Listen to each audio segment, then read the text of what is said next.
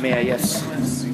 Welcome, everyone, to the 2015-2017 Budget Committee for approval of the Oregon City biennial budget. I'm Wyatt Parno, the Finance Director for the City of Oregon City. And what I want to do, because the last biennium, our chair, Robert Stoll, he actually moved out of town, so we don't have a chair to convene, so I'm just going to get us started and then turn it over to the mayor to elect officers for this committee. I definitely want to thank all of you for being here. We've got some new members today. I'm tempted to go around and have everybody introduce themselves, but there's about 50 people in the room, so we'll just get right down to business. Why don't we go around just the table? Okay, sounds good. Let's do that, starting with Barb. If you could just introduce yourself and give a real brief background, and thank you. I'm Barb Streeter. Been a resident of Oregon City since 1999, I believe. Rocky Smith, Oregon City Commission. I'm David Fraser, City Manager. Dan Holliday, Mayor. I'm Chris Geiger. I've been on that budget committee for, I don't know, a while. Let's say 5 years, maybe longer. Carol Pauley, Oregon City Commission. Tim Christopher. I live up on top of the hill. Have 4 boys in town. I'm Joanne McCall. I've been in Oregon City since 1992. Brian Shaw, City Commissioner. Thank you very much, members of the Budget Committee. So, yeah, Chris is our veteran, and Joanne and Barb and Tim are all new. And kind of a funny thing, Tim was appointed about 2.5 years ago to this Budget Committee. So, because we meet every 2 years, he was appointed right after the last budget hearing. So, thank you for your patience, Tim. I want to go over really quickly the agenda for the Budget Committee meeting. You should all have an agenda that was circulated earlier. So we're convening, and we'll take a roll call, which I think we kind of just did. I'm looking at the recorder. Okay. And then after I go through this agenda, I will turn it over to the mayor to elect a chairperson for the Budget Committee. We'll also need to elect a secretary. And then we'll have a session for public comments, if any. The city manager will review the city commission goals from the recent retreat. We'll have an approval of the minutes from the last Budget Committee meeting. And then the city manager will give the budget message, which is a factor of Oregon law and how we do that. And then we'll have a public hearing on uses of state revenue sharing, which is a revenue source from the state. We just have to listen to public testimony under law. And then I'd like to have it turn back to me to review the budget. And the way that we typically do that is just go section by section. So we've got all of the department heads here that can come up and sit at the speaker section when it's your time. You don't have to speak necessarily, but in case I can't answer the questions, I'll give you the look, okay? And then finally, we'll have items 10 and 11, which are approval of the budget and also approval of the tax rate and the bond levy amounts for the outstanding GO bond that we have. And that language is the actual language we could use. So with that, I'd like to turn it over to you, Mayor, to ask for election of a chairperson. So I would open up the nominations for the chairperson for the Oregon City Budget Committee. I would like to nominate Mayor Holliday. Second. Any other nominations? So we'll close the nominations. We can vote by acclamation. All those in favor say aye. Aye. Opposed? Carries. So is there a nomination for secretary?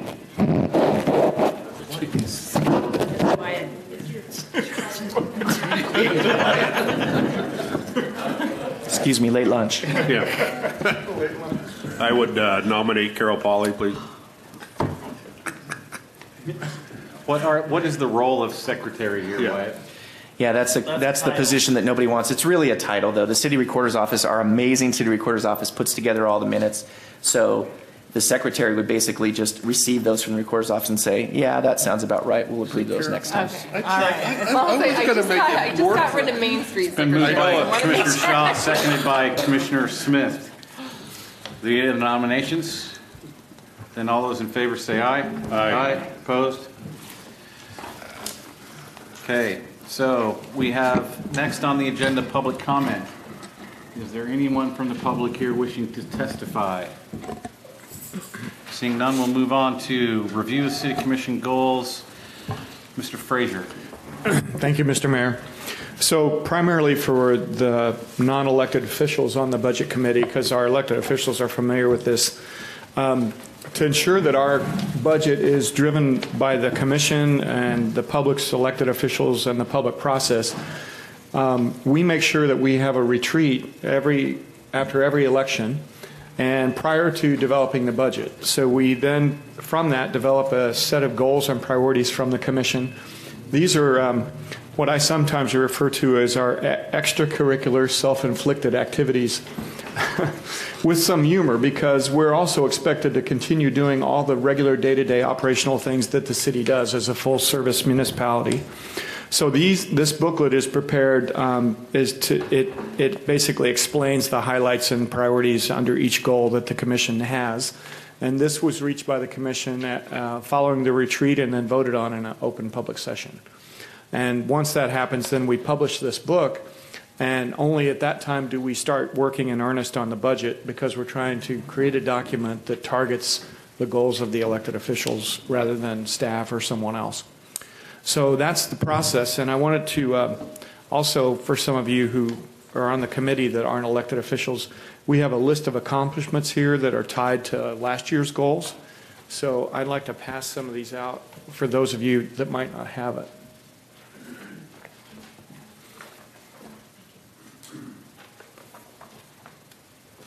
And I'll be saying a little bit more about the goals, well, quite a bit more about the goals in the budget presentation.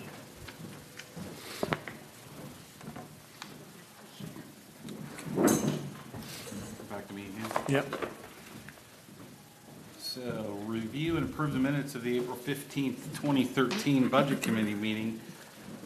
We've all had this packet for at least a week or so. So I would entertain a motion to approve the minutes of the 2013 April 15th meeting. Move to approve.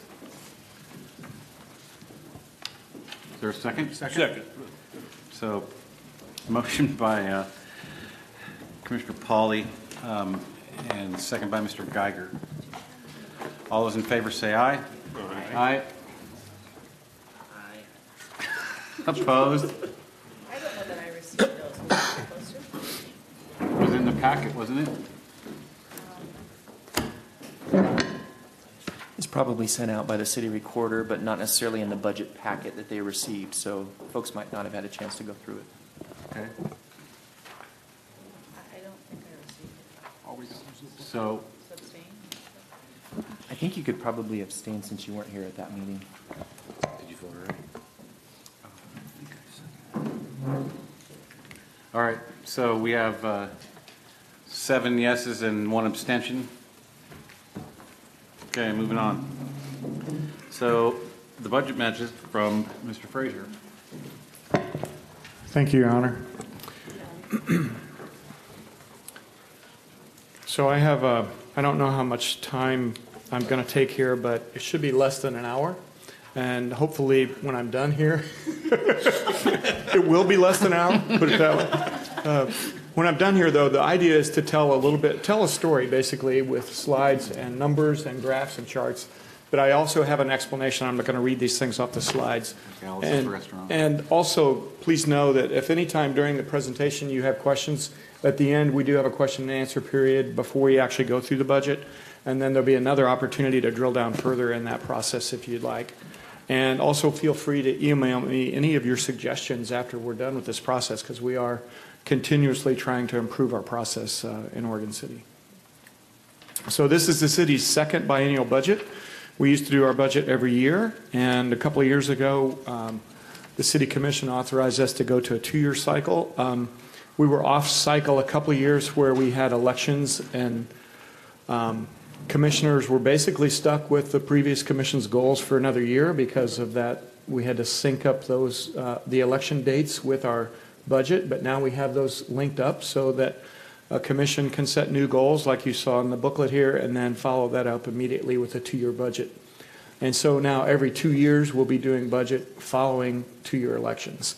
So we don't have the frustration that you probably experienced that, Rocky, when you came on, that you had to wait a year before you could really do what you wanted to do. So we've got those linked up now.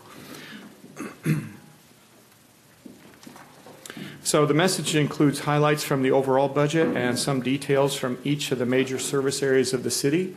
And these are the major service areas we'll be talking about.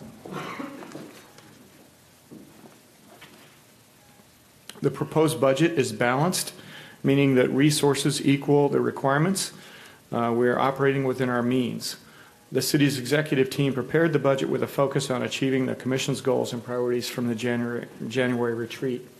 The budget does reflect a considerable amount of effort from the entire executive team, all of the department heads and their mid-level managers. But I especially want to thank Wyatt Parno and Maria McElveen, our assistant finance director, for their effort on this project. Along with the priorities in all of the goal areas, the commission emphasized two goals in particular, and one was support for successful economic development, and the second was to address critical facility needs. The city's goal number one is to support economic development, and we have essentially three major projects that we're going to be doing in this area. The first is the Willamette Falls Legacy Project, and the city is continuing annual contributions to that project and seeking additional funding for the River Walk from not only our partners, but also from the state and federal government. Clackamas Cove, just this month, the Urban Renewal Commission reached a landmark decision approving development and soil excavation agreements for this project. This project has been on the city's radar now for almost 8 years, and so we feel pretty good about it moving forward, possibly as early as this year. Urban renewal budget will be adopted separately, and it includes funding for the Cove as well. The next area is the proposed budget includes additional revenue of $1 million from right-of-way usage charges to electric and gas companies, and the new revenue is dedicated to economic development programs and also to start chipping away at our park's deferred maintenance. Economic development will use $350,000 to leverage infrastructure to industrial areas and $75,000 for annual development incentive grants. So the second primary goal was to address critical facility needs, and I've listed the main ones up here. I won't say a lot about them because they've been well publicized. Library is still scheduled to break ground in, I think it's mid-July. We have a community safety building initiative that we're going to be undertaking, and that's going to be funded, we think, by a utility fee of $650 a month, which sunsets after 15 years when the facility is paid off. Also, our charter requires voter approval for bonded indebtedness longer than 1 year. So even after, assuming that the commission sets in place the utility fee, we would still have to go back to the public and get permission to spend the money in that way at a later date. Also, the current budget includes annual transfers from Public Works funds to continue saving for Operations Center for Public Works. They have about $9.5 million at the end of the biennium. That's still working. And then parks maintenance, I mentioned a minute ago, there's $200,000 in new right-of-way revenue for each year in the biennium for parks deferred capital maintenance. For new members on the budget committee, our parks deferred maintenance is it's right around 1.5 million currently. Let's fix this. Okay. Yeah. We put it there. And do that. Then you talk straight. You have to talk straight. Okay, I'll try that. This thing keeps changing its amplitude. I know one time it's amplified strongly, and the next it's not. Directional. Okay. So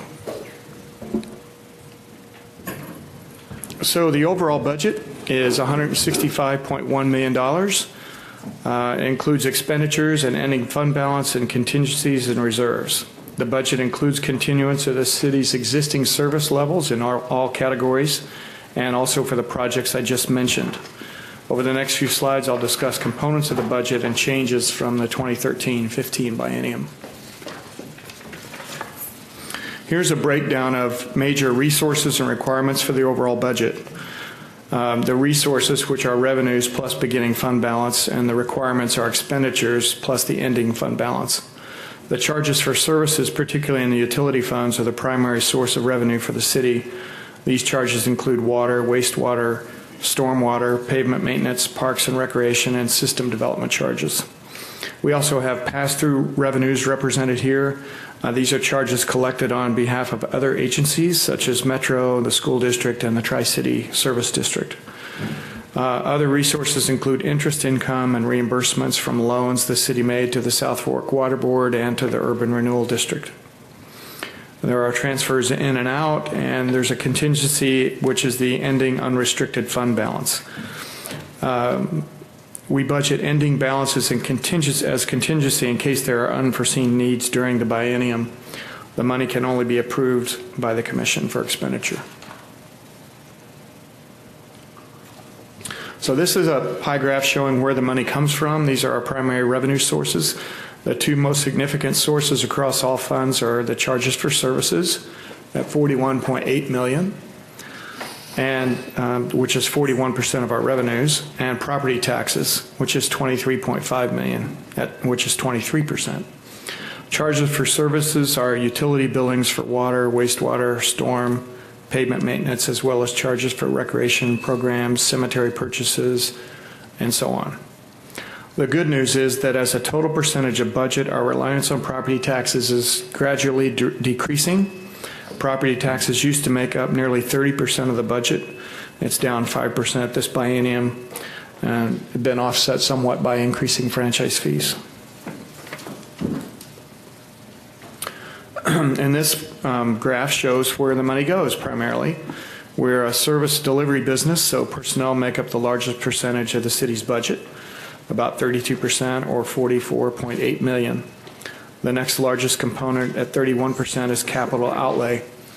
I'm especially pleased that we have this much of our budget allocated to capital, because some of you who maybe worked in budget know that as a percent of capital, that's usually the money that other cities have used up because they've reached their maximum taxing capacity under their tax rate, and they have no way to raise capital except through bonds. But Oregon City is fortunate that we have very, very low debt and a pretty strong amount here for capital outlay. I also want to note our low debt ratio. The Government Finance Officers Association recommends a debt service ratio of less than 10%. So to give you some comfort, the city of Portland is at 26%. Wilsonville is at 13%. West Lynn is 8%. Milwaukee is 13%. Tigard is 5%. And Oregon City is 4%. So we win the gold star for that. Mr. Fraser? Yes. Can I ask you a question real quick? Yes. The last slide, Mm-hmm. that's not matching with page 17 in the book. Is there a reason? Let me turn to my book. Expenditures by category, Capital outlay, Yeah. personnel. I'm just wondering what the difference is. Yeah, generally that matches. There was a typo in the budget document. Actually, debt service doesn't show on the expenditures by category. It just got kind of looped off. So when we're kind of putting the whole budget together, sometimes some things kind of miss. So this is the most current, what you're looking at now up on the screen. Yeah, staff did make a few edits, and we also had some of you caught typos and other things in the document that have changed since this book came out, but we'll make those final changes later. Okay, thanks. Okay. So the largest increases in capital outlay, that's $17.3 million, and this is for construction and saving for the facilities we discussed earlier, and for crucial repairs to address deficiencies in our utility infrastructure systems. We also have cost of living raises budgeted at 2% and 3% consecutively.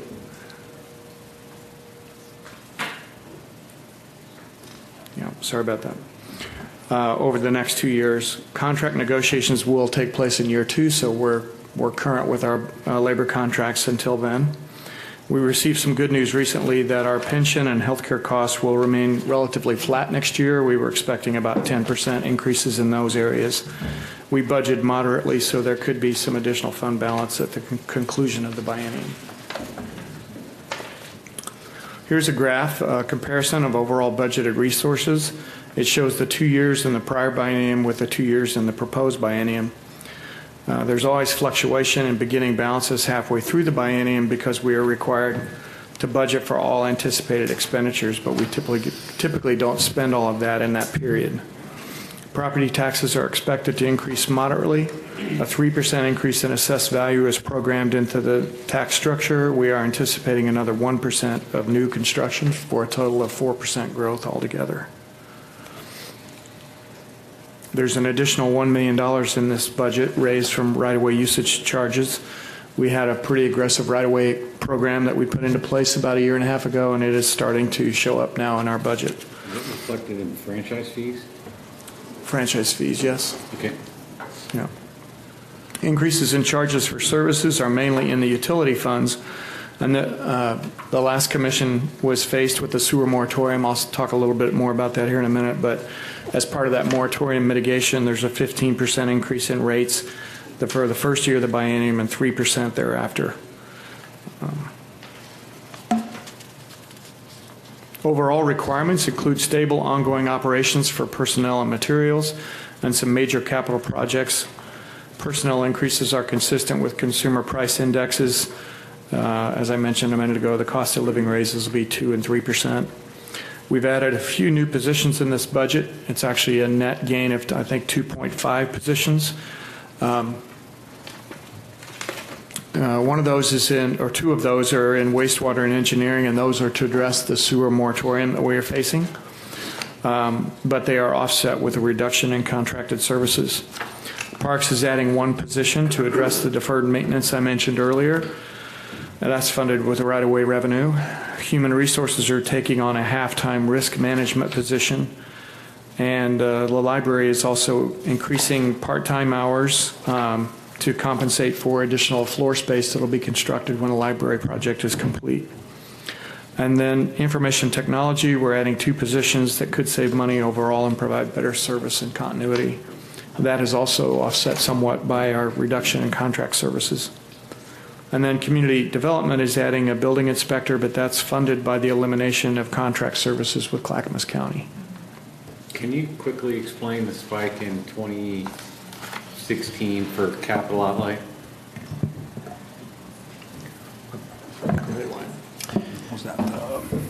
Yeah, so I can explain that a little bit. So one of the things that you'll see in the budget is at the conclusion of the first year of the biennium, if you recall, we need to be able to have flexibility to spend capital outlay money. So we budget pretty high in terms of all the projects that could be done. And then near the second part of the biennium, the budget is lower because, so you can see like the gray bar is the first part of the biennium. At the conclusion, we budgeted a lot of funding. At the second part, we budgeted less because we know that a lot of those projects will or will not be completed. So it's really budgetary figures. Okay. So for those of us who don't speak Wyatt, what exactly are the big projects? Yeah, I'm trying to think. We definitely we had completed the jug handle by that time. So, Well, no, I'm talking about 2016. So are we talking about the library? yeah. Okay, let me run through the projects really quick. So we've funded for completion of the library. That's $10 million that you wouldn't have seen in the prior period. Thanks, Mayor. And we've got moratorium projects, 4 of the 5 major moratorium projects for completion in the first year. Okay, thank you. And Mayor, that also includes the pledged amount of $600,000 for a Little Lambeth Legacy project. That's another one that's in there. So the highlights for the general fund, and the general fund for those of you who are first-time committee members is really the only place that the city has funds that aren't restricted to specific uses. So when we look at the general fund, this is sort of the areas where the commission has more authority to make adjustments. The general fund is the principal operating fund the city uses for police, community services, economic development, and general government services. The total budget is $44.9 million. The unrestricted ending fund balance is budgeted at just over $1 million. We may end the biennium with an even higher balance given the recent information we had about our benefits costs. Also, the county assessors last week gave us his estimate of 4.75% increase next year in taxable property, but we budgeted at 4% for both years. So we have a little bit of cushion there as well. The general fund revenues include property taxes projected at $23 million for the biennium. I'm pleased to report that we continue to maintain our tax rate well below the maximum allowed. It's important to note that the city could levy an additional 64 cents per thousand of assessed value. And that, if we did that, that would raise $1.6 million for the general fund. However, we are maintaining the lower rate consistent with the Commission's direction. Our other major revenues in addition to these are franchise fees at $6.7 million. Franchise fees are also the right-of-way charges I mentioned earlier. Some are called franchises because we have contracts that are called that, and that's the historic term of those, but we're transitioning those as much as we can to right-of-way user fees. But the total is $6.7 million. And then we have some intergovernmental revenues, which are state shared revenues and grants, and that's $2.8 million. And municipal court and other fines total $1.9 million. Was it 50%, 57% on the last line?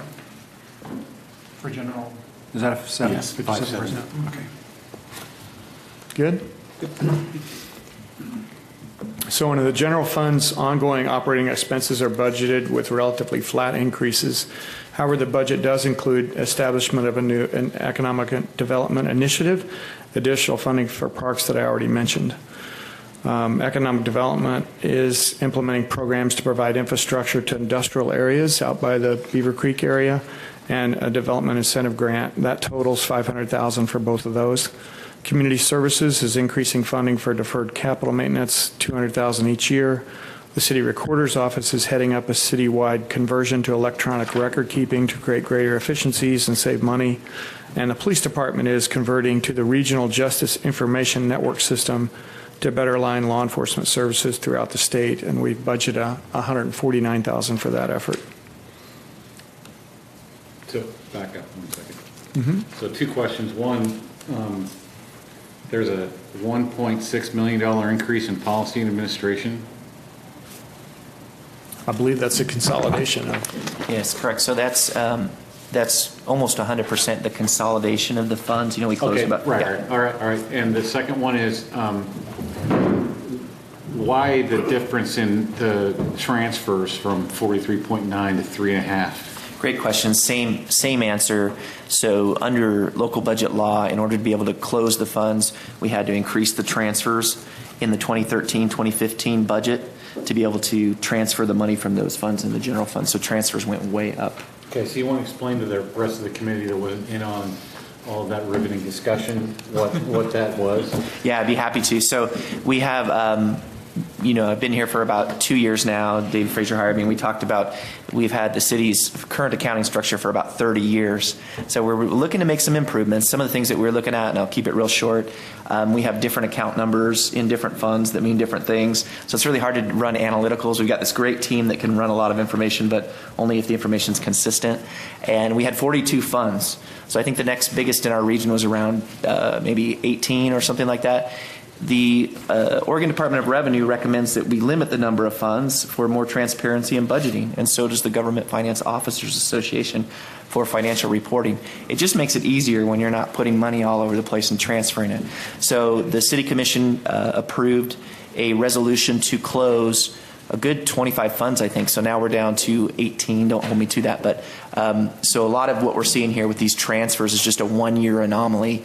And then in future years, you'll see a great example is that we were able to take programs like the Community Enhancement Program for the Solid Waste Transfer Station and Tourism Promotion and bring those under the umbrella of the Economic Development Department. So you'll see that in the Policy Administration category. Thanks, White. Thank you, Mayor. Next is the library budget highlights, and this is I Love Your Library Week. So, where's Mo? She's back there? Okay, I got kudos now. So, but anyway, this is really exciting because we're going to be breaking ground soon on this library, and the commission has been receiving regular updates on the project, and we're into the design phase now. So any of you that are on the committee that are interested in that, you can find more information on our homepage about it, including renderings of the building and what it's going to look like. So anyway, that's a pretty exciting project. The library resources, the library fund is primarily funded by district revenues. The district serves over 50,000 people, most of whom live in the city. It's projected at $4 million. In addition, the general fund is contributing $400,000 for operations during the biennium. Other income consists of miscellaneous library charges and interest on cash balances. And they have significant cash balances right now because they're getting ready to pay for the building. So the library requirements, personnel, material costs include increases to meet the needs of the expanded facility. Previously, funds transferred to save for the library expansion are in here. Proposed budget reallocates those resources to make debt service payments. So essentially, the $400,000 a year we've been saving toward the building will now be, after it's constructed, will be going to pay the bond proceeds.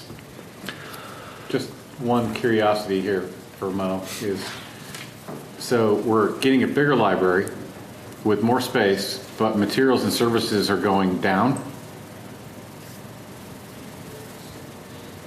There was a question there. Yeah, that's a good question, Mayor. So what you're seeing right now is a combination of two library funds, I believe. No. Go ahead, please, Maria. I'm going to ask Maria, the Deputy Finance Director, to come up and explain the variance. Thank you. What you'll see here in materials and services for last biennium, there was $400,000 that was budgeted for technical services like architectural and engineering and design for the library, and that's gone away. All right, thank you. Okay. So next we'll talk about community development, their fund budget highlights. Community development includes the planning division with a budget of $1.8 million and the GIS division at $400,000. There are some pass-through payments on behalf of the Oregon City School District. These are called excise taxes. Those are approximately $1.2 million that we collect on behalf of the school district. Fees charged in the Community Development Fund have remained consistent. In the prior budget, the city acquired a grant of $500,000 to complete a feasibility study for the Willamette Falls Legacy Project. That has been completed now, so it's not in this budget. The general fund transfers $1.1 million to help pay for general government services provided by the department throughout the city.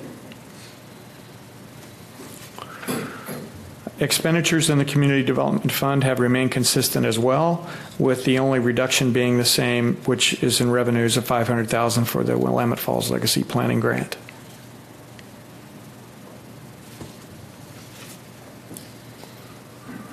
The building fund budget highlights, and when we say building fund, we don't mean we're building something. We mean this is the building division of the department. The building fund includes inspection services to ensure that construction in the city is safe and structurally sound. The proposed budget includes an update to the building division's operating plan, which is required by the State Building Codes Division. Resources in the building fund primarily are licenses and permits. That revenue is about $1.7 million. Anticipated revenues are likely from the Clackamas Community College construction project, the Willamette Legacy Hospital, and a portion of the Cove project. Pass-through revenues of $400,000 include state surcharges and Metro construction tax monies remitted to those agencies. Additionally, the general fund provides $100,000 each year. The proposed budget includes an additional building inspector, which is funded with savings from contracted services. The inspector will perform work formerly contracted to Clackamas County. The Transportation Fund is responsible for the city's roadway reconstruction and pavement maintenance programs. The budget includes an increase of $1.2 million. In addition to the projects listed here, we also have new traffic safety projects budgeted at $400,000.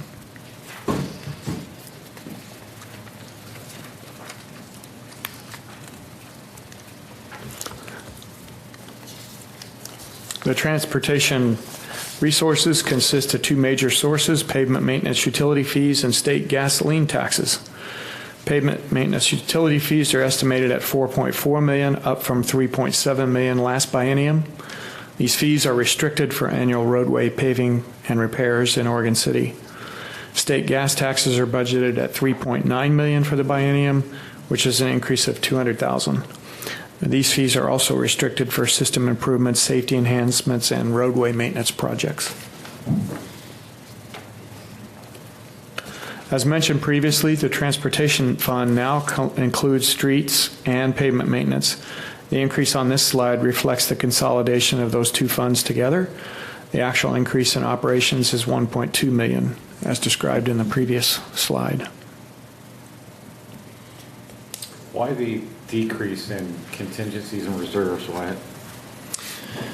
That's basically just remaining funds that we have left. So we're spending a pretty good amount on capital outlay after combining the funds, and we put most into contingency of what fund balance is remaining, but that just means that at the end of the biennium, we'll have spent money on operations for programs. That's that overlap I mentioned between year one and year two. Right.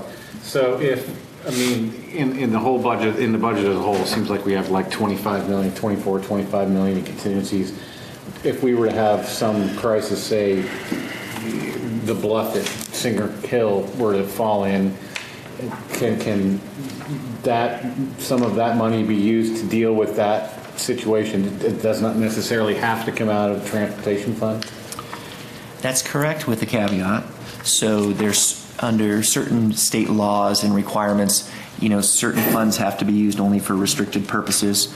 But as you kind of gathered, we can do interfund loans under a temporary period to make sure that we're responsive to emergency needs. So we do have that capacity. Okay. We'd probably have to pay it back in some cases. All right. Okay. That's a transfer that would require city commission approval, right? Correct. So the water fund and water utility distributes Oregon City's drinking water, protects public health by closely monitoring the system to comply with safe drinking water standards. As most of you know, the city's water is treated at the South Fork Water Plant, an operation jointly owned by Oregon City and West Linn. The city system conveys water across 167 miles of water mains and constantly monitors the system for water quality. In 2015, the city paid off remaining water bonds. The water fund is now debt-free, which frees up an additional $200,000 a year for operations. I might add, though, that we still have about 50 miles of substandard water pipes that we know we're going to have to address, and we're going to probably try to tackle that, not during this biennium, but the following biennium. Yes? No, Yes. you're talking water pipes? That's for that, or is that for right-of-way within the city, or just the South Fork pipes? These are the water distribution system throughout the city. The in old this fund. 75-year-old terracotta pipes and things like that. Yeah, which is in right-of-way. Yeah, in our right. Yeah, which we have, okay. Yeah, about 50 miles of the 160-some miles of pipe are the ones that we know need to be replaced. And we don't have a revenue source to replace those. Okay, so that's where I was going. I didn't know if that came into our city water department, not South Forks, yeah. Oh, yeah, there are pipes, unfortunately. Yeah, okay. Yeah. Yeah. I guess if you're looking for... Try to have less to pay for them, but I don't think I'd get very far. Brian, I don't know if you remember, but when the water rate rollback got addressed a couple of years ago, the commission at the time decided to try to deal with it in two separate things. One was to eliminate the rollback so we didn't have to roll rates back. That got taken care of, but fixing the water pipes did not get taken care of, so they decided to wait on that. And as you might recall from the retreat, we decided that 2 years from now we'd probably have to take that on with more sincerity. So we are doing some pipe replacement, just not near enough to address the 50 miles of deficient pipes that we currently have. May I ask a question? Yeah. How far apart do the water pipes and the sewer pipes, or the stormwater pipes, run? I mean, can It you depends. partner the It depends. projects? Yeah, we are partnering our street replacement projects and all of our street improvement projects. We try to partner those with stuff that is done below grade, I just got both a water and handshake sewer. back and forth no from John. So maybe John could explain what he's shaking his head about. Real quick. We just 30 seconds or less. typically you don't do the two in the same trench. So Right. if you get you don't want your water pipes close to your sewer pipes. Right, that's what my question But was. we would try to build a boulevard project. We want to replace both at the same time if they both need to be replaced. So we don't combine the dirty water with the clean water. And as David was saying, I know that John would testify that we have, whenever we do a pavement maintenance project, a big component of that is to address the water pipes, right, John? Yeah. Because there's nothing that irritates people more than to dig up the street. We don't do And that. a year later come in and have a big We do not do that. slice. There are cities that do that. We do not do that. And we're going to be one of the top cities in the state in terms of right-of-way management now, which allows us to even further that. So, yeah. Okay. Okay. So the water utility charges are budgeted at $12 million. These are only inflationary increases of 3% included for each year. The water crew does an excellent job of maintaining the system. The concern of the current commission, as I said, is the about 50 miles of substandard pipe that we know we have to address in the next biennium. The water expenditure budget is consistent with the prior biennium. Materials and services at the largest expense in this budget and includes $3.3 million in purchases from South Fork Water. Any questions on water requirements? So does the 15% utility increase only go for sewer and not for water? Yes. Okay, thank you. And that's to address the moratorium. So the wastewater fund budget highlights. This fund accounts for the city's sewer collection system. As many of you are aware, the city has an older system of pipes, and we recently declared a building moratorium. Most of the moratorium deficiencies are addressed in this proposed budget well ahead of the 6-year state mandated requirement.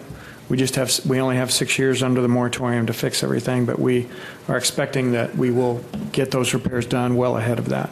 John, did you dig those rocks out of the street? Yep, that was me. Holy cow. The program involves identifying and correcting pipes with cracks or holes that allow surface water to flow in.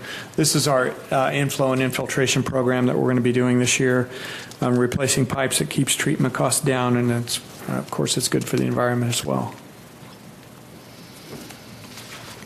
The wastewater resources are primarily from utility fees that we charge for the service. The budget includes $10.4 million in utility revenues with a rate increase of 15% the first year and 3% the second. The good news is we only have inflation adjustments that are projected out for the subsequent 8 years. So if our projections have been right, we won't need an increase beyond inflation until after that. Pass-through charges consist of $7.8 million that the city remits to Clackamas County to operate the Tri-City Service District sewer plant. The wastewater fund has the largest increases in the budget due to the moratorium. We are hiring an engineer to manage 2 capital projects and oversee the infiltration and inflow program. And also we will be hiring a utility worker to help perform investigative activities, leak detections, and repairs. We have some major capital projects from this fund, which include a project on Lynn Avenue, 13th Street, Division Street, and 12th Street. The Stormwater Fund accounts for operation and maintenance of the city's stormwater system, for proper conveyance of surface water, flood control, and pollution control. The fund is budgeted at $6.1 million for the biennium. And the commissioners at their last work session considered working on the stormwater master plan update to meet state and federal permit requirements, which is ongoing. For the stormwater fund, charges for services are the main resource. Revenues are budgeted consistent with established rate resolutions that have annual adjustments of 25 cents per dwelling unit.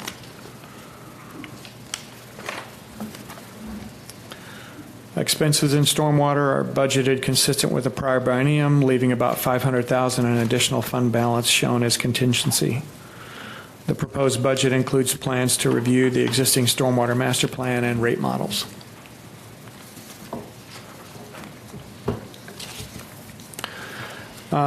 There are some internal services funds. These are other funds within the budget. These are programs in the funds that support operations in other key areas of the city. Operating budgets are consistent with prior periods in each of these funds. I'll give you a minute to look at the slide if you have any questions.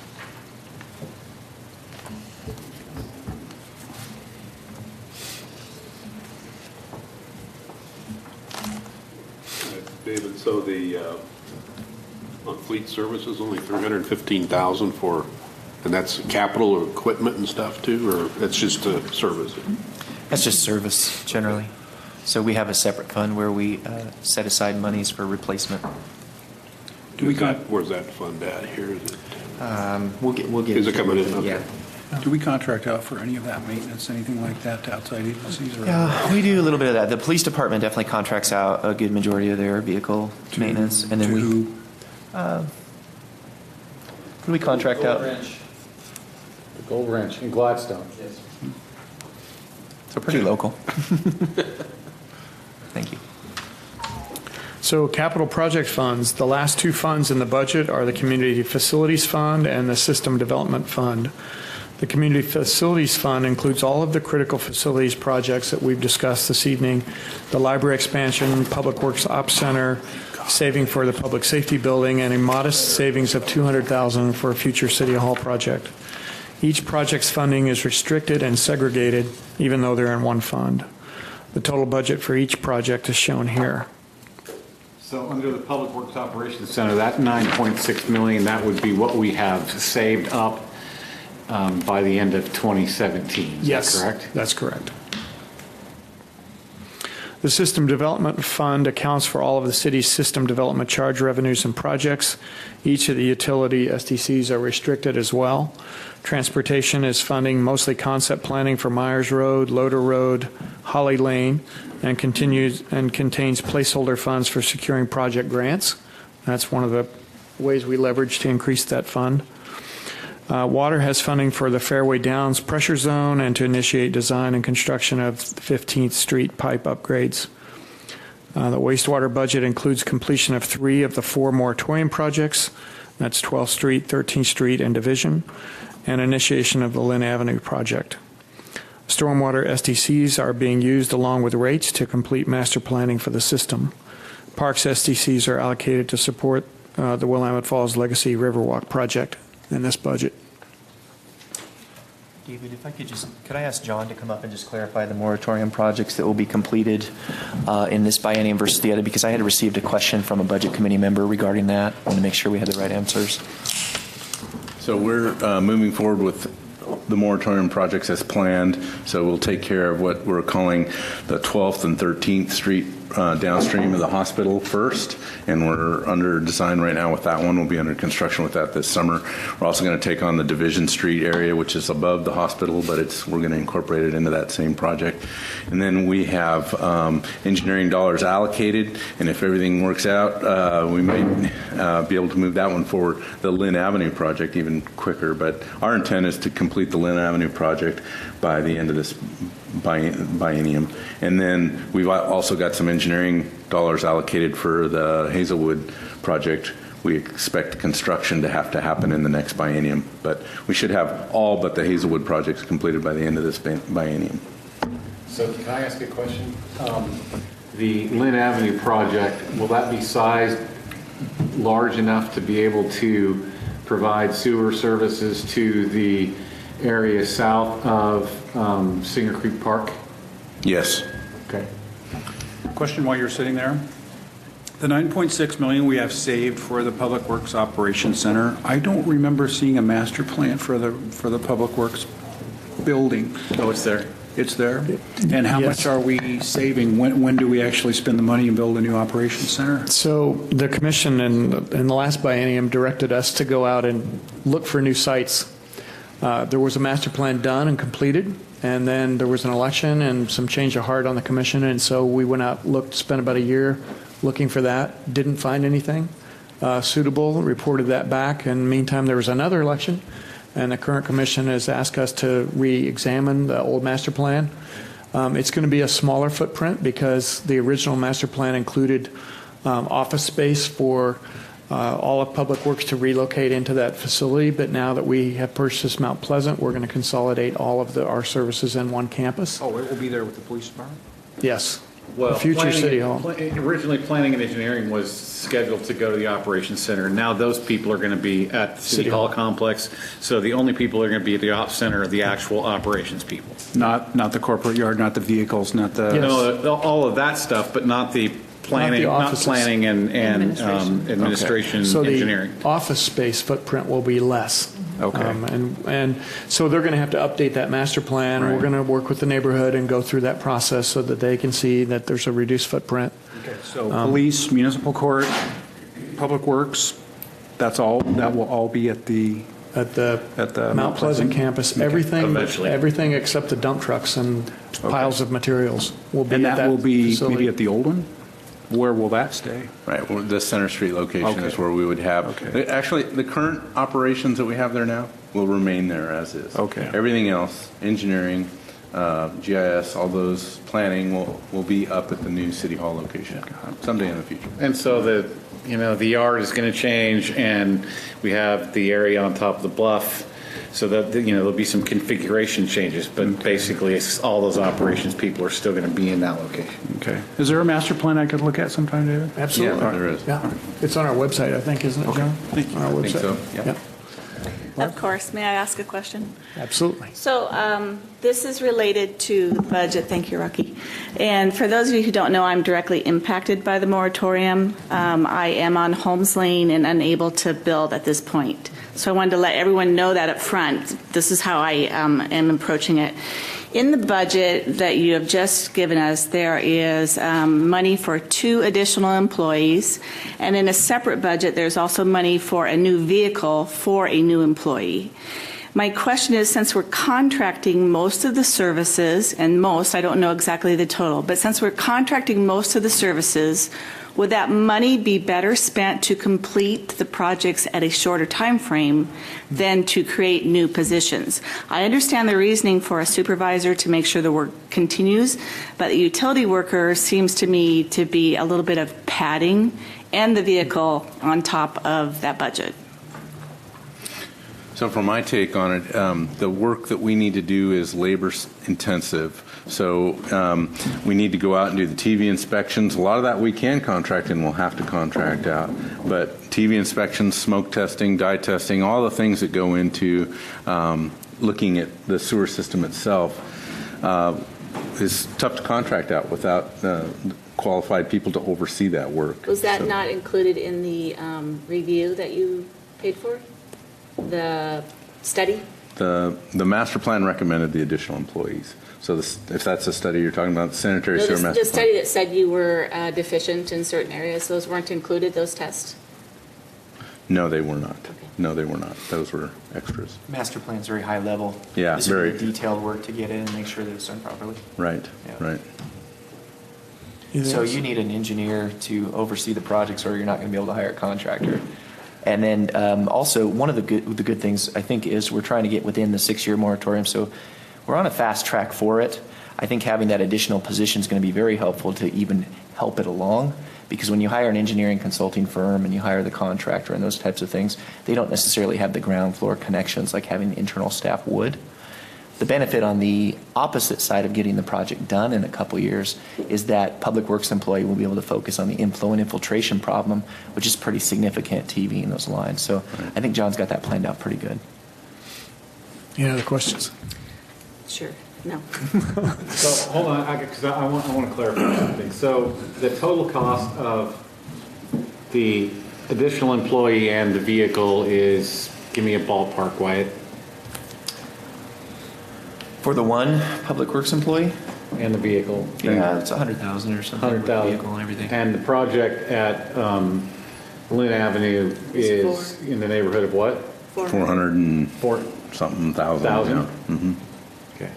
So I think it's more also a product of, if you may have the money, but if you don't have the people to look at it, hire the contractors, deal with the other 3 projects and all the other things that are on Public Works' plate, it still can't get done. So John needs additional staffing because he's actually been at status quo, if not a little bit less up to this point. I think those positions are going to definitely help move the project along. Barb, I don't know if it's any consolation, but my direction to the department after this moratorium came into effect was to eliminate the moratorium as quickly as we possibly could, and to let me know if they needed any additional resources. So when we went to the City Commission, they authorized an 18% rate increase the first year and a 15% the second year.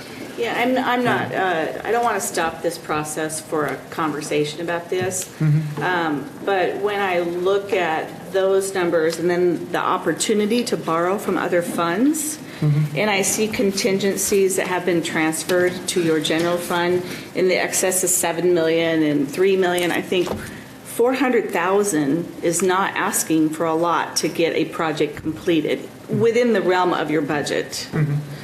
You know, I don't know that those ideas have been addressed, so I thought I'd bring them up.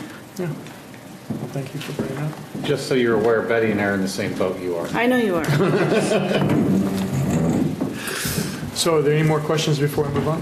Yeah, William? The park center that the the maintenance deferment, is it in that? Is it? Not here. You can't spend SDC funds for maintenance, is that correct? It has to be used to address growth. Okay. Yeah. I think Mr. Gifford had a question.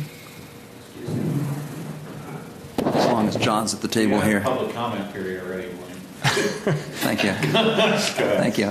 And I hope it was filled up. The positions that were added specifically for the moratorium projects, are we anticipating those positions will go away when the projects are completed? I don't anticipate that they will, William. I mean, the bottom line on the sewer system is if we don't focus more on our sewer system and project delivery or inventory, evaluation, those kind of things, we're going to find other pipes. You know, we narrowed our pipe replacement program for capacity-related concerns to those that were currently at capacity. If we don't deal with the I&I issue, which is going to require project management and maintenance staff, if we don't address those down the road, we're going to be faced with more moratorium projects. So we think that this additional staff is going to help us get through not only the moratorium projects, but further on with regard to more of an I&I program, I&I reduction program, or infiltration and inflow reduction program in Oregon City. And those are long-term needs. That the more staff you have, the more work you'll find for them to do, I'm sure. I'm just wondering, those positions were added to eliminate some contract services. I'm just wondering, because the urgency was the moratorium projects. When those projects are finished, I know that there's always going to be other dragons to slay. I just didn't know if they needed to be slain by an employee or if those could be contract. Just Can I answer that question, John? I want to be really clear. So if you don't hire the 2 additional employees to do the work, it won't get done. I want to be, that's unequivocally clear. We've had discussions with our master planners and our rate modelers, and I 100% support that we'd have those positions in, because in order to do 4 major projects in a 2-year span, that's a lot of work that the existing staff hadn't planned for until about 2 years ago when it became clear that we were in a moratorium situation. Subsequent to that, we have, as you know, William, we've got a very significant system, one of the oldest in the state, right, where we need to replace these lines that are leaking water into them right now. So I think the beauty of this program, although it was really difficult for John and I, and particularly the commission, to swallow having to have those rate increases, the great part about it is once we get in there and we fix the moratorium problems, next up is a continual replacement program that'll save us a ton of money down the road, because if we just let it ride, it gets more and more expensive, right? So I think as soon as we get done with those projects, those people are going to go right into work on a constant, ongoing capital replacement program for sewer. Okay, that's my next question. Thank you.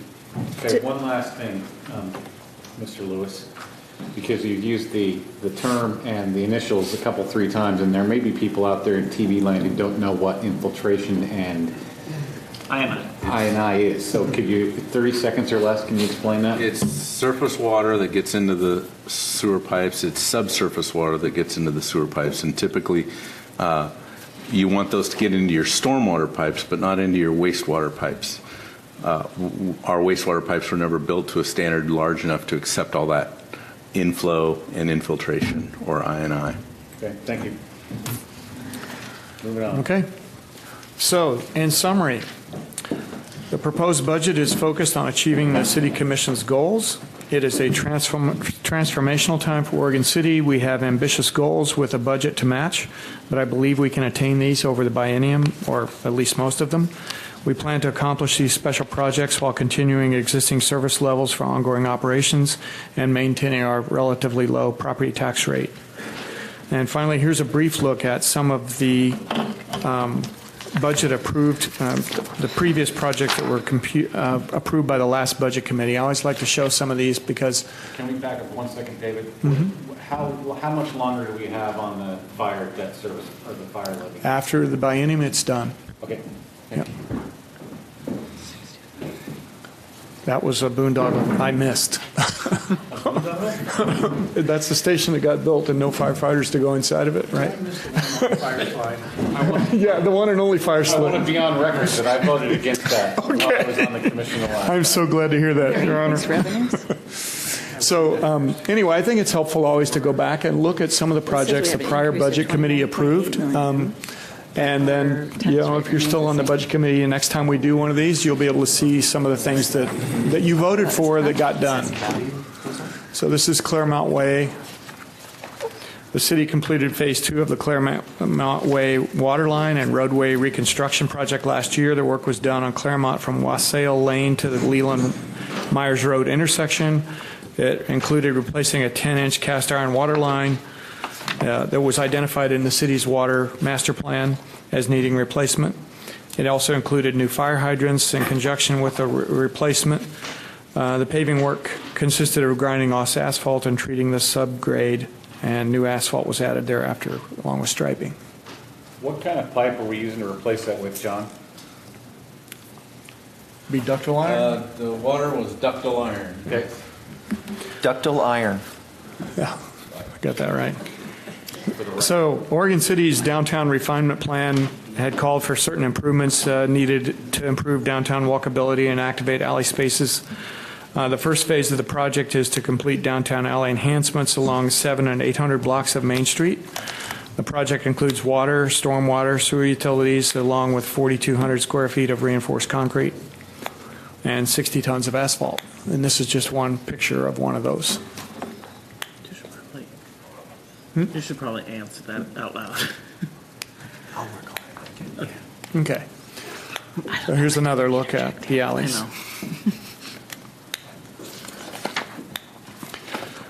These pictures show progress to date on McLaughlin Boulevard Enhancement Project. Over here we see the overall McLaughlin Boulevard Enhancement Plan goal is to support a more pedestrian and bicycle-friendly Oregon City Regional Center and to facilitate access to the Willamette River and waterfront parks, and ultimately to serve as a catalyst for redevelopment along the highway. The project includes installation of wider sidewalks and some street trees that you can see here. And then the phase implements the McLaughlin Boulevard Enhancement Plan in the area between Dunes Drive at the confluence of Willamette and Clackamas Rivers. Includes landscaping, stormwater, quality features, wider sidewalks, and improved pedestrian crossings and bicycle route lane improvements. Can I ask a question that's completely off the subject? Mm-hmm. We see on the right side picture, we see that railing. That is obviously some kind of iron that isn't treated with anything and is already rusting and dripping rust on the sidewalk. Why is that a good idea? Well, I don't know if it's a good idea, but it's supposed to rust. The rust is actually encapsulates the steel and it doesn't continue to rust. They're actually making a lot of pedestrian bridges out of this that are prefabbed.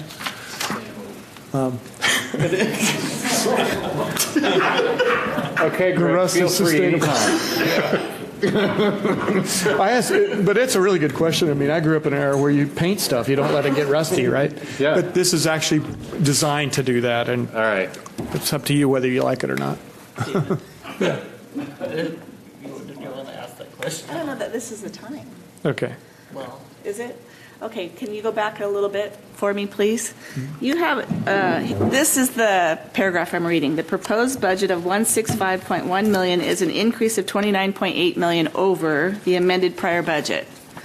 But our tax rate remains the same. Do you have increased revenues? Yes. I only found $1 million for the right-of-way, 1.9 for economic development incentives. I don't find 29. right away. Okay. So the 29 is the budget as a whole. When we're talking about the property tax revenue rate staying the same, that's correct.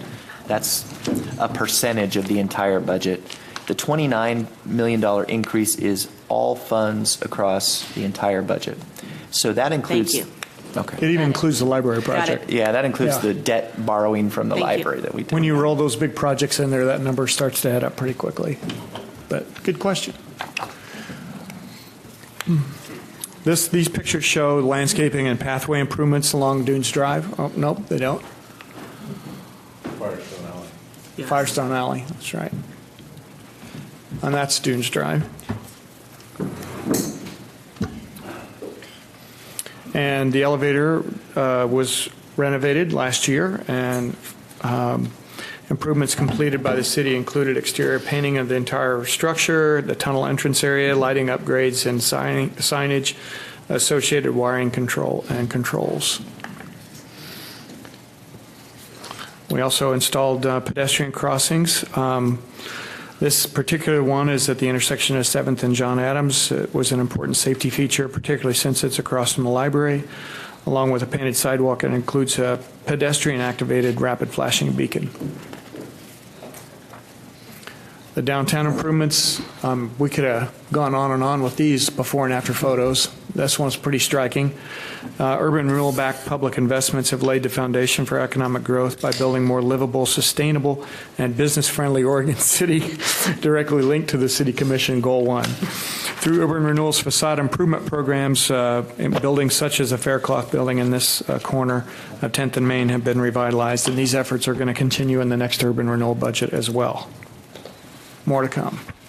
Mr. Fraser, I'm sorry. In that last picture, is that a grant that the business owner applies for, or how did that? Yeah, and it doesn't pay for the whole facade, just a portion of it.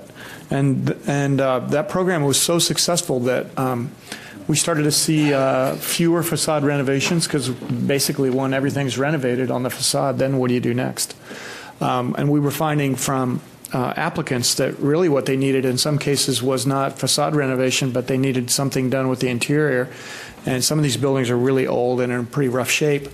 And so the commission allowed us to expand that program to the interiors of some of these buildings as well. So if you look at before and after, because you have the pictures there, if the intent of urban renewal is to improve the tax base there and improve the overall value of the, are we looking at the numbers? Did that occur in the picture there in that particular property? Well, we're not going to know that until the assessor goes in and reappraises reassesses the properties. But we've been doing the grant program for a number of years. Yes, and we go back and we look to see if the grant program achieved its goal. Oh, absolutely, okay. And it's exceeded its objectives actually. And let me clarify on that a little bit. So if we look at the three businesses that were in the building on the left side of the picture, and then we look at what's going on the right side of the picture, in the center you have now a very thriving small restaurant that is probably doing, I would guess,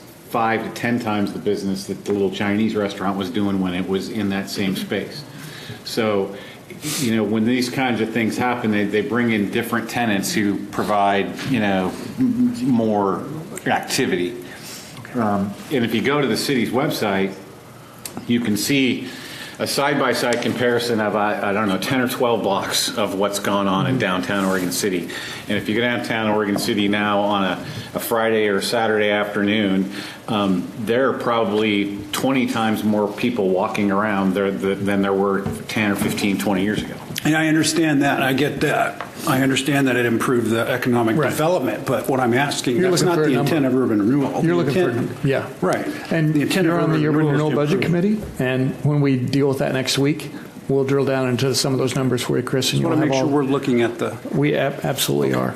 Yeah, we wouldn't be doing this program if it wasn't working for us, and we've leveraged quite a bit of private investment from that as well. But as you said, the overall project, the overall goal of urban renewal is to build out all the places that need renewed, and then eventually complete the district. Right. So the Rossman landfill is the biggest challenge right now, and that's the biggest single parcel in the district that needs to be renewed. And there are some behind-the-scenes conversations happening with that project, and hopefully, of course, the Cove is another big piece of urban renewal, and that's looks more likely than not that it's going to take off, finally. Great, thank you. May I add one more thing in terms of just sort of not quite concrete, but a little bit, is when we receive the assessed value information from the county assessor, it was higher. If you remember, we talked a little bit about how we have a sort of a built-in 3%, according to the Oregon Constitution, 3% assessment value increase. We were in the neighborhood of like 5.5% in the last cycle, which makes a lot of sense because, you make the improvements, the assessor comes around the following year, then they end up on the rolls the following year. Mm-hmm. So what we've been doing in the last 2 years actually appears to be making its way into the assessment rolls for that component of it. Perfect. So I want to talk a little bit about upcoming projects. These are ones that I hope, we just had to look back at some of the things that have been accomplished. So my hope is that 2 years from now, when we look back, we'll be seeing some of these. That's the library expansion project. And there's more information and detail about all of these projects on our homepage, on our website. This is a community safety facility. This is a line of people waiting to see Chief Band. No, just kidding. A line of people waiting to pay their tickets, I think, on court. Is that right, Judge? Or to see the Or to judge. see, yes, that's right. Lorraine is the star there. And it's good to see that the department is active and the court is active, but we really like to see people getting through their process more efficiently than, and this is all tied to the facility and the shortcomings within the facility.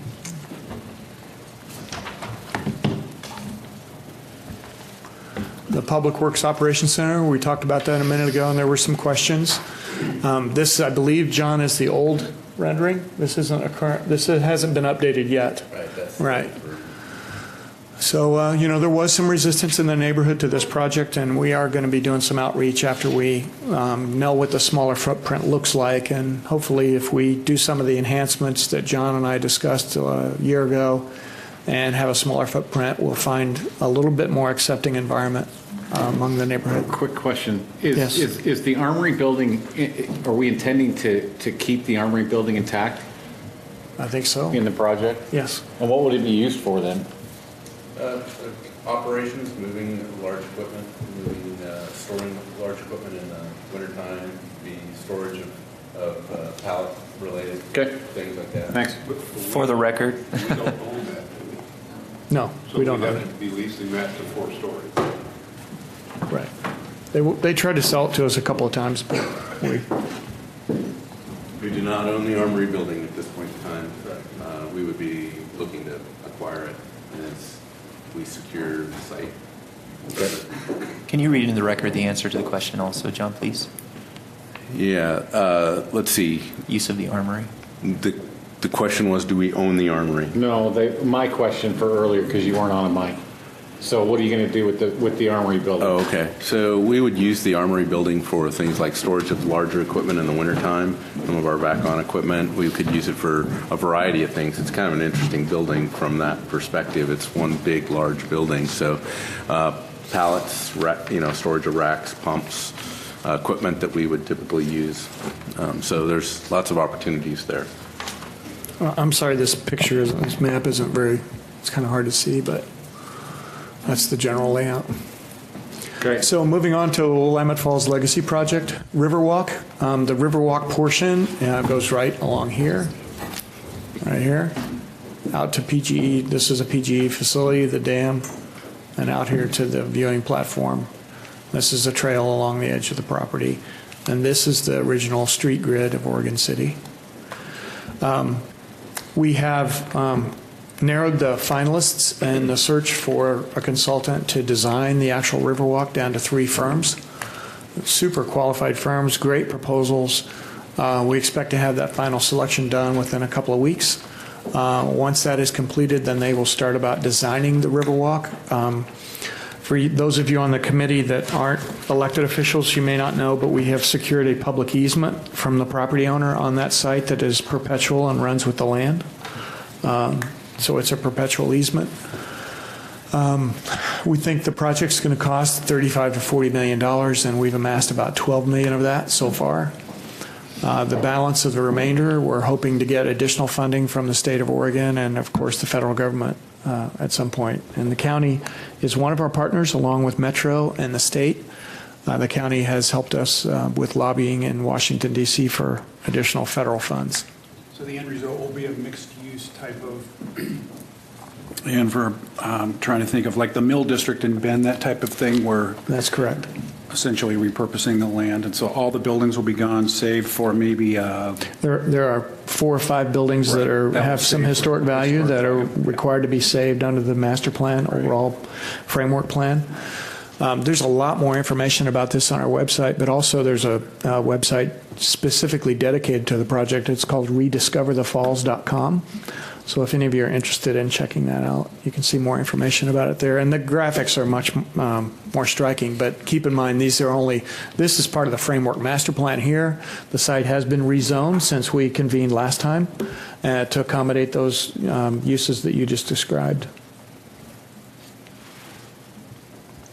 In the Cove, there have been some pretty energizing developments in this, and then just in the last few weeks, we have there's a new developer that's partnering with the existing development group that we hope will provide strong financial backing to complete the project. Just this month, Urban Renewal Commission reached a decision to approve a development and soil excavation agreements for the project. So they haven't signed it yet, but they have a few more weeks yet before they're required to sign it. And so this project could get kicked off in earnest finally after 8 years working on it. I have a question.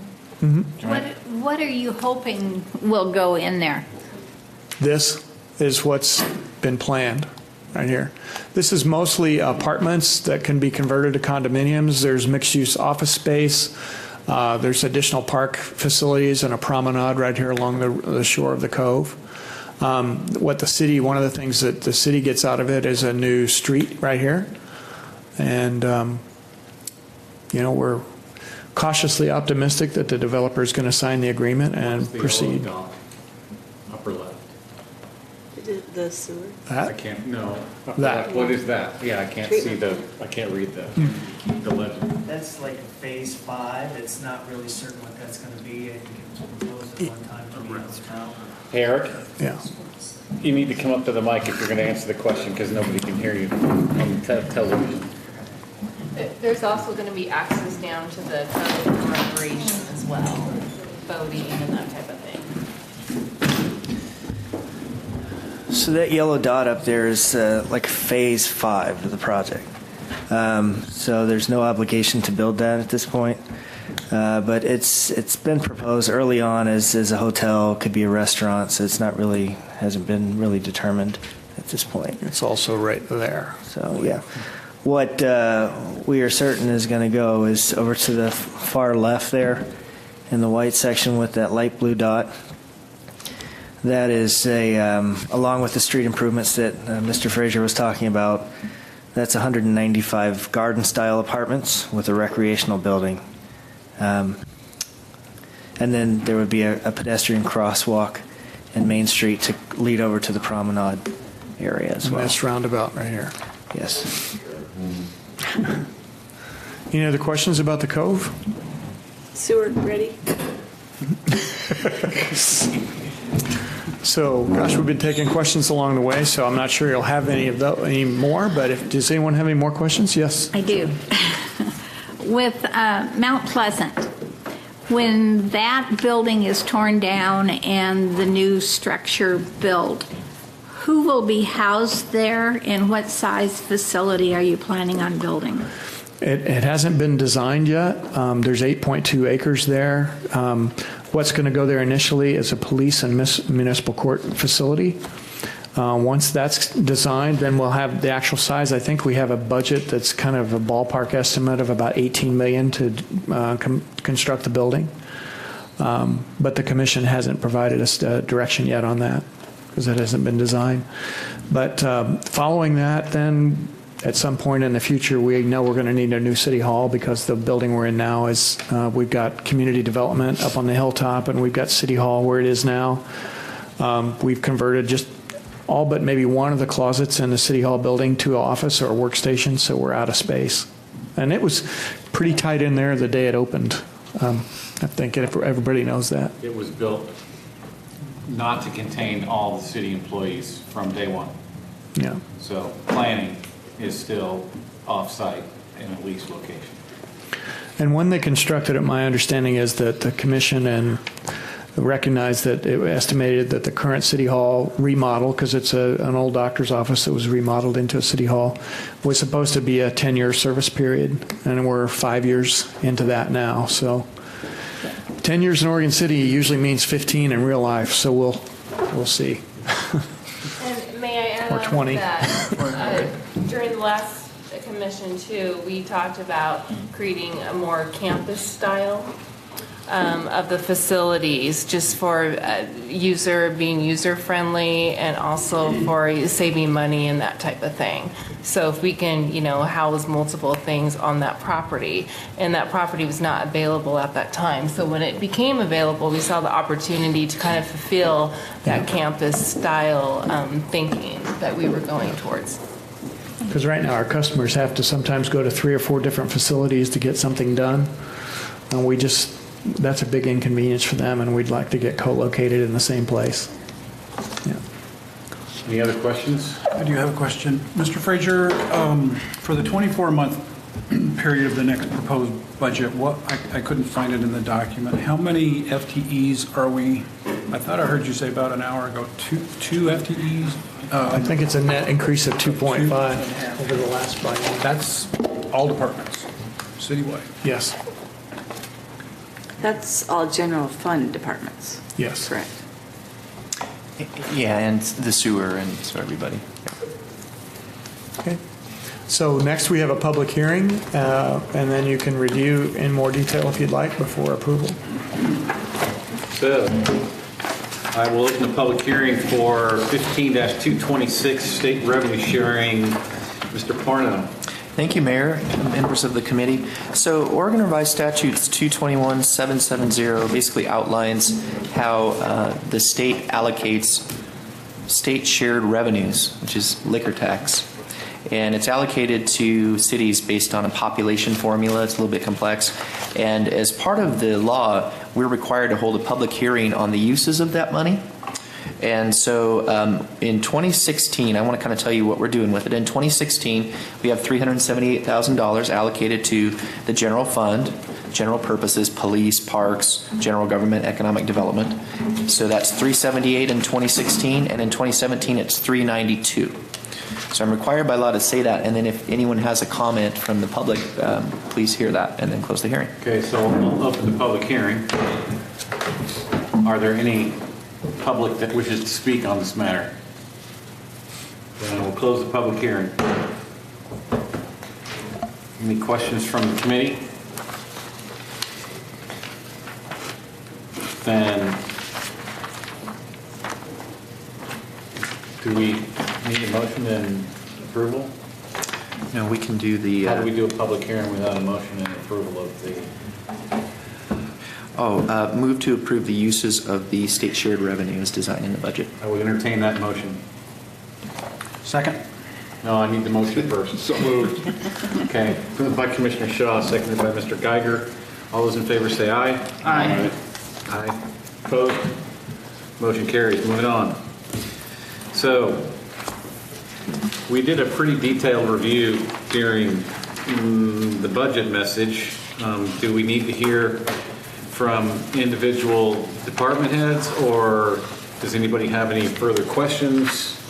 Kind of leaving that open. I have a question about the library. I don't know that Maureen needs to answer it, but Well, hang on. Let's let Yeah, Maureen okay. come up anyway. Mo?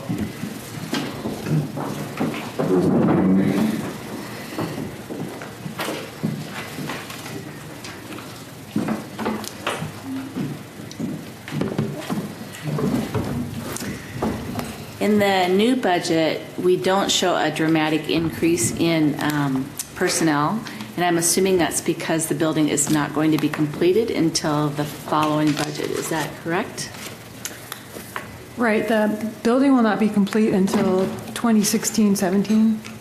And so in 2016-17, we have one position increase, a children's librarian. And that's the major increase that we. So you don't think you'll need any more after that opening? You know, we're going to start filling some of our tasks with volunteers that we've used volunteers for in the past. We can't really do that now because we're just kind of on top of each other, and to add more people into the mix would be bad at our place now. And we basically have the same number of desks as service areas in the new building as the current situation. We're just more expanded.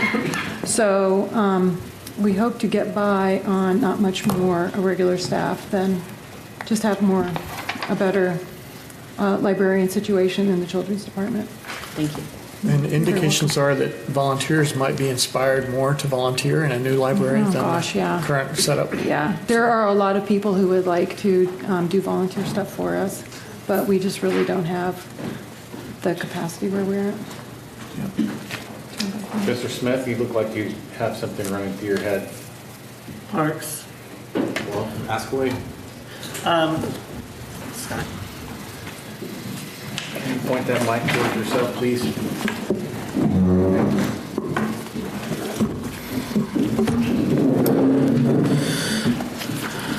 I think this is just a general question, but within parks we have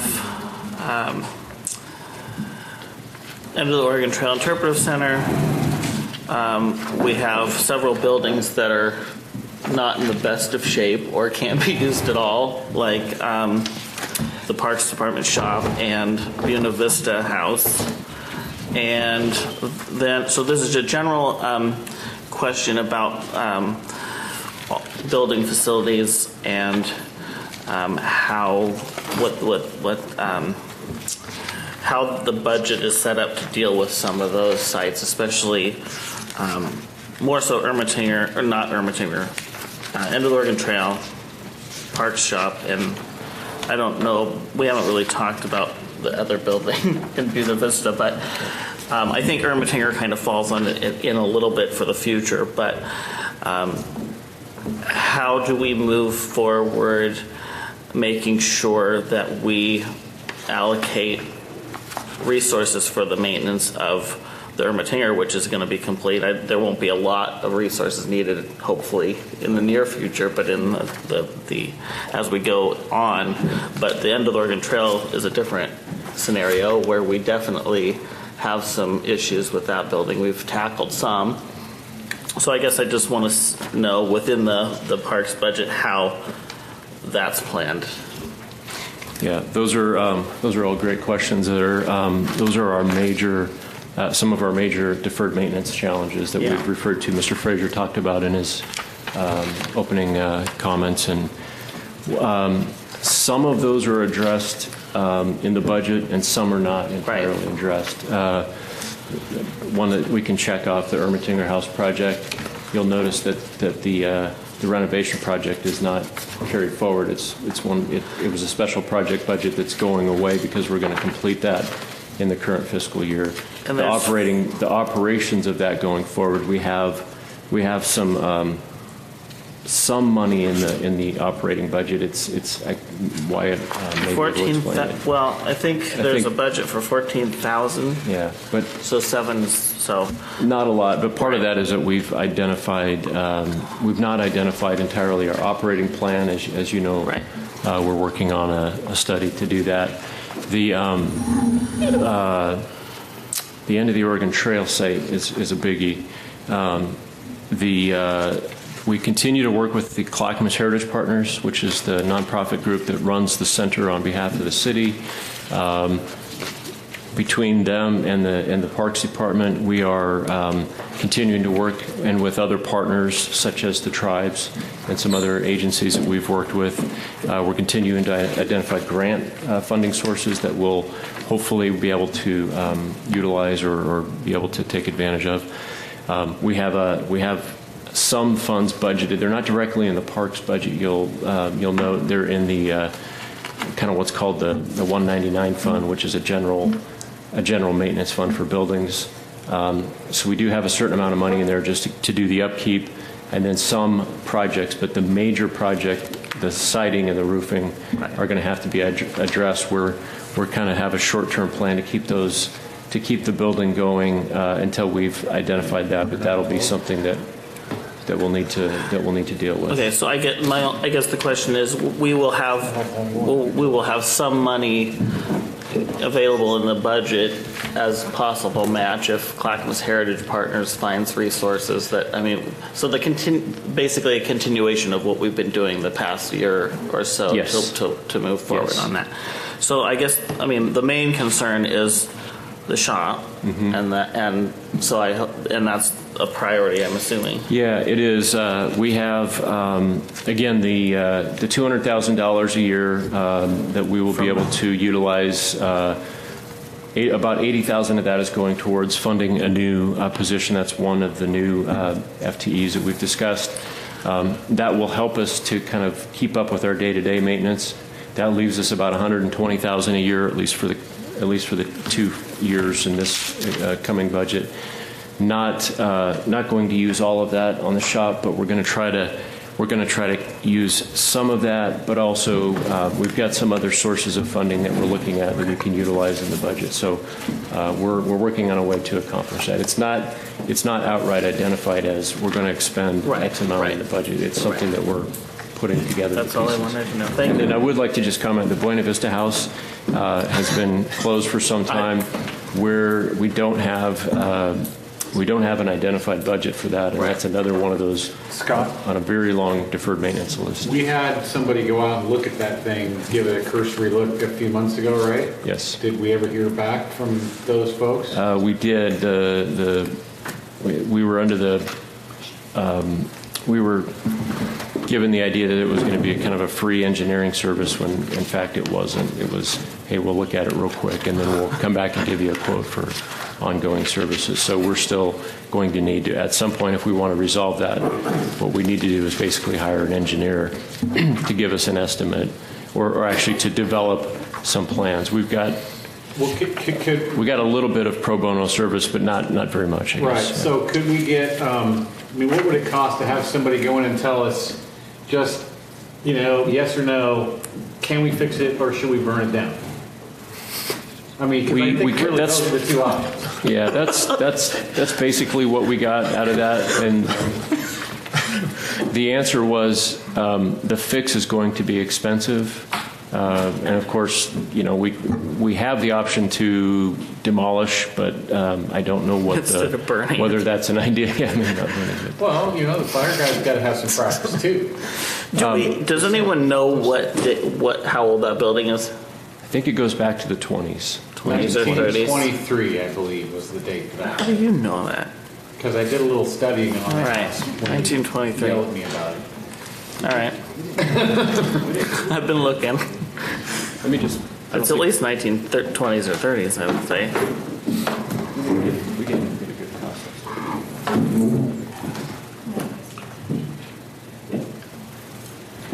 We didn't get a fully vetted cost estimate with an engineering firm. That would be our next step if we want to proceed there. And it's going to cost us probably a few $1,000s to do some of that preliminary engineering work to determine whether we want to do that. So that's a decision that we're going to have to make if we want to do that. Well, and that's something I assume we have some contingency money somewhere that we could spend that on.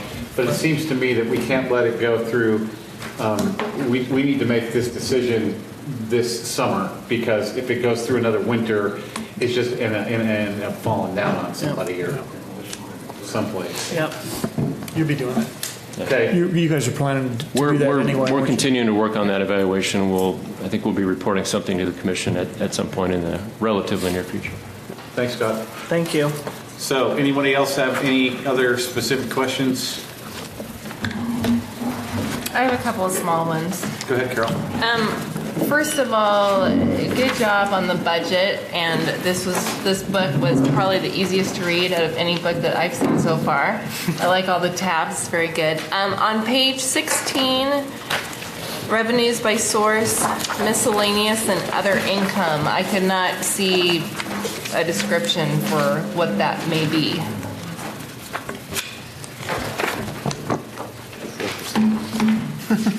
It's 10% miscellaneous and other income revenues by source. Yeah, no, that's 4%. Oh, 10% intergovernmental. okay. So that's across all funds. I'm going to have my technician expert come up and help us with that. A lot of that's interest income, but we don't have a lot of that. So Maria will kind of point out what's included in that line item. That is 4%. It's 4% across all funds. If you look on page 15, it's budgeted at $2.68 million for the biennium. And it includes basically anything that doesn't really fit into that other category. It's not interest, because interest has been broken down, but it'll be things ranging from contributions, like dedicated donations for the Parks Department, to miscellaneous fees and library services, to sale of niches at the cemetery. Basically anything that doesn't fit into a specific category gets grouped into miscellaneous income. You might see the money that we get for some of the grant funds. Also, we have reimbursement of loans. So, when the city has lent funds to other agencies like South Fork and urban renewal, that repayment is considered miscellaneous. Does that- So primarily, that's probably the loan repayments is what you're Yes. saying. And I was looking across all the funds, that's like 1.5% of the entire budget. So it does seem like a big number when you look at it. And what's miscellaneous? That's a good question now. And we did put the South Fork repayment in there, and the other one was the... You'll have also the fire station repayments in there, the $123,000 a year. Thank you, Mariah. So it's a lot of little things that add up to $2.7 million across all funds. Okay, well, I have another little question Yes. too then. On page 27 on interest income, I see that it goes down. Is that primarily because the money is being taken out from the library fund and being spent? On page 27 is just the general fund. Okay. So the interest income is estimated at basically what we're getting right now, which is approximately 50 or half of a percent. And it's just an estimate of what cash we have available at the beginning of the year and at the end of the year, averaged out over the 2 years. So if we're spending more in any given year, you're going to have a little bit less interest income. Okay. So this is interest on the cash we have in the bank. Correct. That is sitting there waiting to be spent. Correct. Okay. Anybody else? One other thing. Joanne? I don't have a question, but I do want to compliment the Finance Department on the budget. It is by far the easiest budget to read. It's very transparent. And being a numbers nerd that I am, I understand how difficult it is to pull all these numbers together. So thank you. Thank you. Committee Member McCall, I just wanted to remind everyone that you have 35 years of budgeting experience across 3 states. You shared that information with me, so that's a huge compliment coming from you. And I do want to thank Maria, and also Aaron is here, who's on the finance staff, who did a lot of proofing this year, and William's here in the back, who also did a lot of proofing for us this year. But Maria does a fantastic job compiling the budget, so thank you so much for that compliment. Much appreciated. And one more thing, also the commission has instilled in us, and David has instilled in me, transparency in the financial reports, and they've been so supportive of our staff in making improvements to the way we compile the budget and the financial reports, and it's allowed us to obtain awards and get a better bond rating. I'm just so proud, and I think without their leadership we wouldn't have that, so thank you. Okay, last chance for questions on 15-228, review the proposed budget by section. Okay, then we're moving on. So we need number 10, approve the 2015-2017 biennial budget in the amount of $165,082,432 to be forwarded to the City Commission for adoption. I would take that as a motion. So moved. Second. So moved by Commissioner Pauley, seconded by, was that Barb? Smith. I just heard a second. Excuse me. Where did that go? By Commissioner Smith. And I don't. Is there any discussion? This one, let's call the roll. Commissioner Pauley? Aye. Commissioner Shaw? Aye. Commissioner Smith? Aye. Ms. McCall? Aye. Mr. Christopher? Aye. Ms. Studer? Aye. Mr. Geyer? Aye. And Mayor Pauley? Aye. Okay. Motion carries. So the next point of business is to approve the general operating tax rate of $4.40, let's say, per thousand of assessed value for fiscal years ending 2016 and 2017, and the fire bond levy amounts of $308,203 for FYE 2016 and $262,747 for FYE 2017. Do I hear a motion? So moved. Second. Moved by Commissioner Shaw, seconded by Committee Member McCall. Is there any discussion? Just a question that it is the current rate also. That is the existing current rate, yes. Call roll. That's okay. Commissioner Shaw? Aye. Ms. McCall? Aye. Mr. Christopher? Aye. Commissioner Polly? Aye. Mr. Geiger? Aye. Geiger? Commissioner Smith? Aye. And Ms. Streeter? And Mayor Holliday. Aye, motion carries. The finance director has asked me for a couple of minutes before we adjourn, and against my better judgment, I'm going to go ahead and give him that time. So, Mr. Parno? Yes, and I would like to point out your joke that, do you mean after we adjourn, Wyatt? You can have all the time you want. And I imagine sitting here asking myself lots of questions, but before we do that, I just wanted to give you, well, first of all, thank you. This might be a record, the city manager was pointing out. We have a history of having a very eloquent, intelligent, experienced budget committee and getting it done in one, and we did it. Thank you so much. Quick next steps. So this week we'll send you, all of you are also members of the Urban Renewal Budget Committee, and we'll send you that packet this week, and it's much smaller. Don't panic. It's about probably a 5-page read of the budget message and one spreadsheet for that fund, so it'll take you about a couple hours. It'll be a real easy one. And then secondly, I will probably email the committee how to request if you have any input for how the process can be improved. I mean, I'd just love to hear anything you can share. We'll take it all very well and see if we can make any improvements. So thank you again. And I assume that will be posted on the city's website at the same time it comes out to the committee, so that if there's public that are interested, they'll have a way to access that. On the urban renewal budget? Yes. Okay. Absolutely. Did you have anything you wanted to say, City Manager? Okay. Thank you, Mayor. One more question. Will we be receiving a copy of the adopted budget? We don't. Now, by special request, you could give me a call. What we do is we put everything's online, so you'll be able to see the adopted online. And actually, it's about the same document. We just move a couple columns over. And when the commission, if the commission makes a major, I'll tell you what, if the commission makes a change, I will send a notice to everyone on this committee to let them know what occurred. Otherwise, the budget document will be about what it is now, and it will be published on the city's website. And I just don't reprint all these because it's kind of the same thing. I have a sneaking suspicion that you are a bit like Mr. Smith, and you like to have things on paper rather than electronically. So if Mr. Parno would be so kind as to generate the adopted budget and get it to Ms. McCall, I'd appreciate it. With the corrections that we talked about? Oh, you bet. Yep. Okay. Thank you. And we can make those copies for anybody else that wants one, but if you're good with it online, we'll leave it at that. Yeah, please just shoot me an email if you'd like a hard copy and be happy to do that. So is there anything else to go to the order? Then we're adjourned.